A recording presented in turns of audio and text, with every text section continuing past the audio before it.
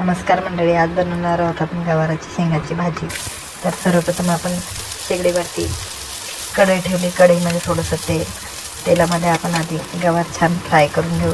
त्याच्यात थोडं मीठ टाकून थोडं त्याला परतून घेऊ छान प्रकारे.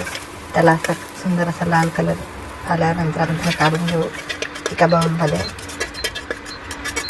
नंतर मग तीच कढई आपण परत शेगडीवरती ठेवूया आणि त्याच्यामध्ये तेल, थोडीशी मोहरी, थोडंसं जिरं, नंतर थोडासा कांदा टाकायचा.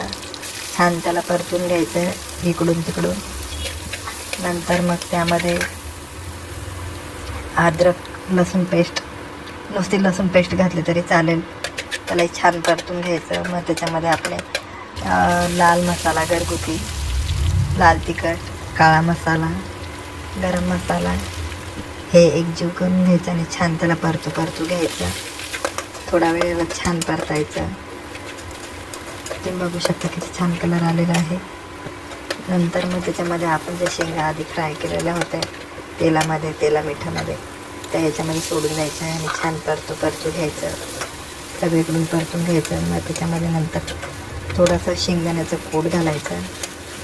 जास्त बारीक नाही करायचं शेंगदाण्याचं कूट. मी कुटून घेतलेलं आहे. मिक्सरमध्ये न काढता तर मिक्सरमध्ये पण काढू शकता. छान याला सगळीकडून परतून घ्यायचं आहे. बघा किती छान आपलं शेंगदाण्याचं कूट परतलं गेलं आहे. आणि थोडंसं किंचित कपभर पाणी ठेवायचं. तुम्हाला रस्सा पाहिजे असेल तर रस्सा. मला रस्सा भाजी करायची त्याच्यामुळे मी रस्सा जास्त. आणि नंतर थोडीशी याच्यामध्ये कोथिंबीर टाकली आणि सगळीकडून परतून घेतलं. छान परतून घेतलं. त्याला भाजी बघा किती सुंदर झालेली आहे आपली.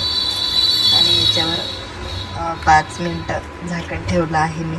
तुम्ही बघू शकता 5 मिनटांनी झाकण काढायचं आहे. बघा किती छान आपली भाजी तयार आहे.